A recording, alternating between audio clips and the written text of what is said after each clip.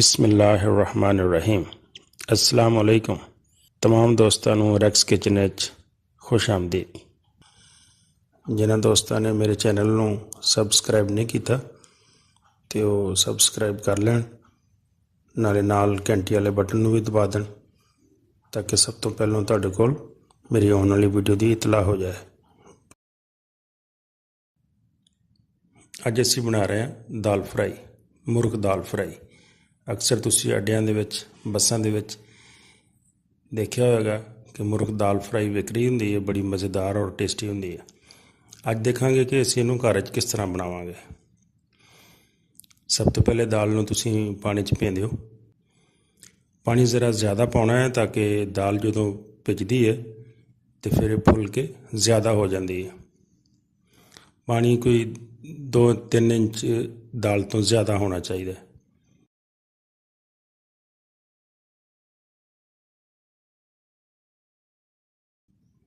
ਇਹਦੇ 'ਚ 2-3 ਚੁਟਕੀਆਂ ਮਿੱਠੇ ਸੋਡੇ ਦੀਆਂ ਪਾ ਕੇ ਤੇ ਇਸ ਨੂੰ ਕੋਈ 7-8 ਘੰਟੇ ਵਾਸਤੇ ਭਿਓ ਦੇਣਾ ਹੈ।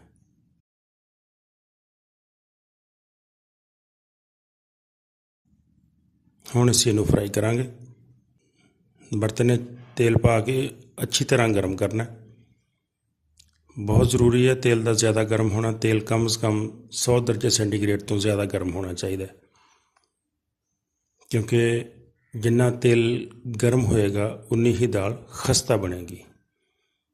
मैं देखा है बाज़ लोग कहते हैं कि नहीं तेज़ आग च दाल सड़ जाएगी। नहीं, दाल सख्त हो जाएगी अगर थोड़ा तेल पूरा गर्म ना होया। 100 तो 110 दर्जे सेंटीग्रेड तक तेल गर्म होना चाहिए, फिर तुसी दाल नूं इहदे विच पाना है। अगर तेल पूरा गर्म नहीं होएगा दाल खस्ता नहीं होएगी। दाल नूं खस्ता करने वास्ते जरूरी है कि तेल का टैंपरेचर पूरा होवे। इस तरह ये तुसीं जाली वगैरह रख लो ताकि दाल इक्को दफ़ा ही पूरी दी पूरी निकल आवे, क्योंकि अगर दाल पूरी नहीं निकलेगी जिहड़े दाने तेल च रह जाणगे उन्होंने टाइम ज़्यादा हो जाएगा, फिर वो रंग गहरा हो जाएगा। इस तरह तेल च पा के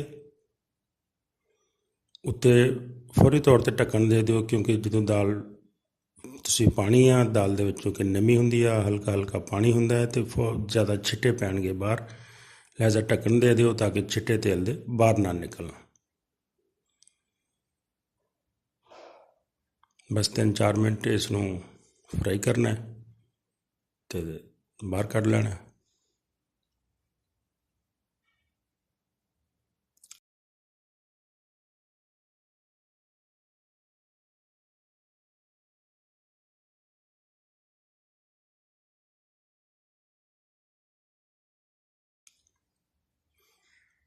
तो किसी दूसरे डोंगे च पा के ते नमक वाला मसाला लगाओ तो दाल फ्राई ताड़ी तैयार।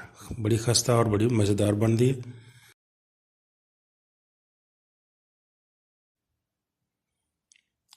साड़ी मुर्ग दाल फ्राई हो गई। खाओ तो मज़े उड़ाओ।